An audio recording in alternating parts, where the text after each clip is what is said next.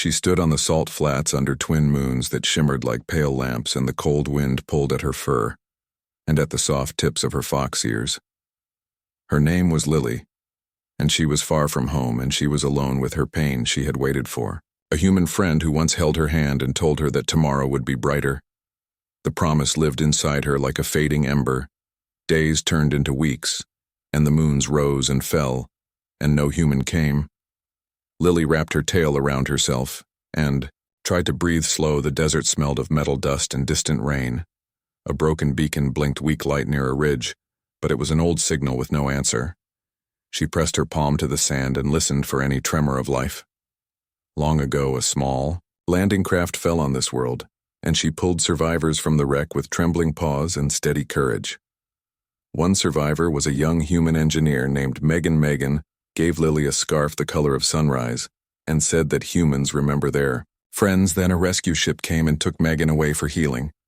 Megan promised she would return once the storms were safe. After that, the sky stayed empty. Tonight felt heavier than other nights. The moons were close and bright, and every rock threw double shadows like watchful eyes. Lily whispered to the wind. Though her throat was dry, she did not ask for grand gifts or crowns or victory. She asked for a hand to hold and the strength to carry on. She walked to the old calm tower by the dry lake and climbed its spine step by step. The tower groaned but held from the top. She could see beyond the dunes to a strip of glass plain where lightning had fused sand and stone. She could see the path where Megan once limped and laughed and taught. Her small human jokes, she could almost hear the human voice that made hard days feel light. Lily opened a rusted panel and touched the cold circuits. She knew the tower could not speak to the far sky. Still, she tried. She braided a wire with a thread. From Megan's scarf, she made a loop of copper around the scarf knot. She believed that friendship carries its own charge. The wind rose. The scarf fluttered like a small flag, and the wire hummed. Lily sent a simple call into the night.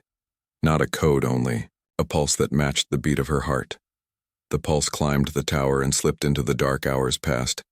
The desert sang its low song. Lily came down and sat with her knees under her chin. She thought about home valleys with rivers that glowed. At dawn, she thought about Megan, hands scarred by work, yet gentle with a wrench and a smile. She thought about promises and about how they can lift or break a life. Footsteps crunched behind her. She tensed and her ears lifted. Another traveler moved. Slowly across the flats. It was not Megan.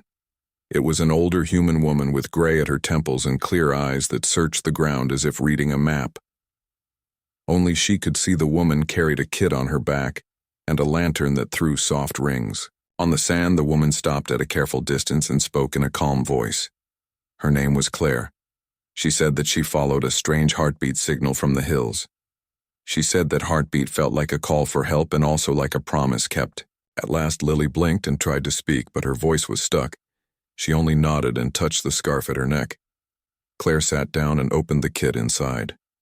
Were simple tools and packets of water and a folded blanket. She offered water to Lily and wrapped the blanket over her shoulders. She checked the broken beacon by the ridge and tightened a loose coil with steady hands. She worked without rush and without fear of the cold. Lily asked why Claire had come so far. Claire smiled in a tired way and said that humans are stubborn in the face of silence.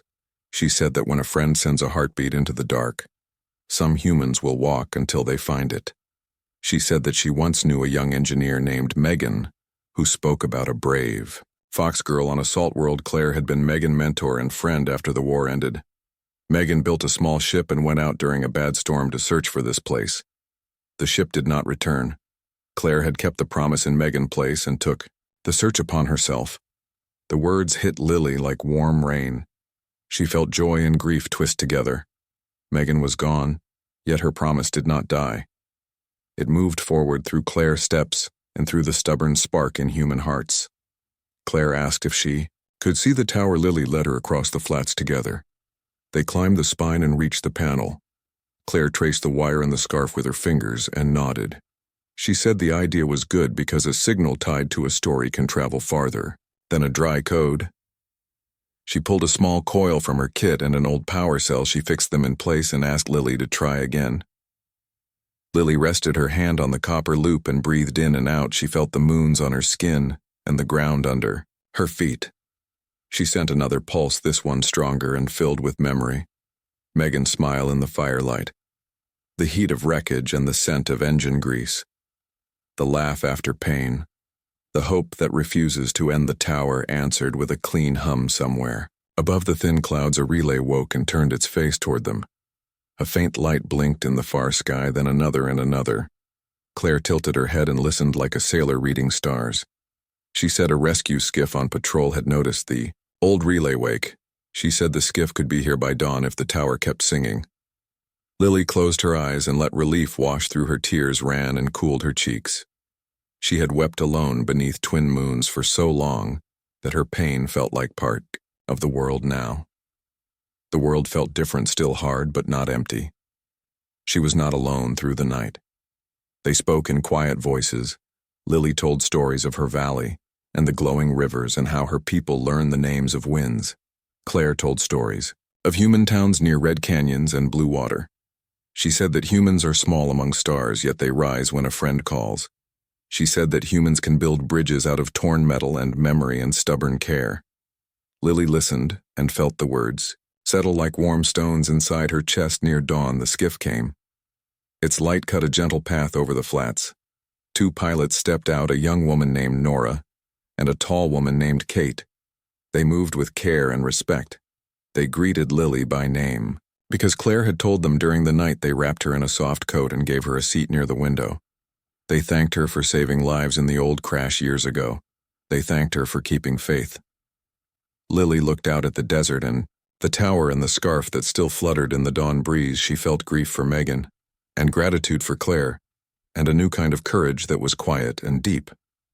She touched the window and whispered goodbye to the place where she had waited, and learned patience. The skiff rose, the moon slid down the sky.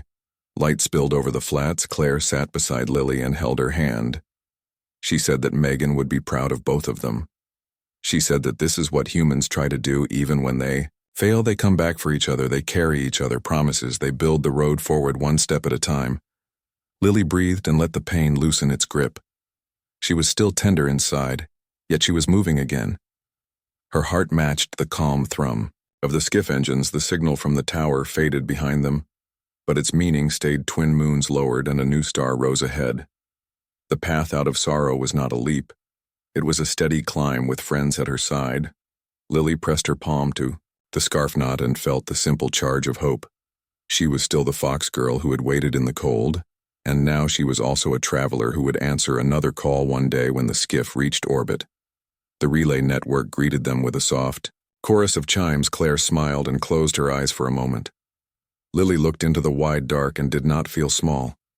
She felt connected. She felt ready. She had wept beneath twin moons and thought the night would last forever. Human hands and human hearts had changed that night, not with grand power, but with patience, with courage, with a promise carried across storms and years. Lily touched the glass once more and whispered a quiet vow. She would carry the light forward. She would come back. For others who waited in lonely places, she would keep faith as humans do. When the sky is silent and the road seems long. The skiff turned toward a brighter horizon, and the pain in her chest became a space where new strength could grow.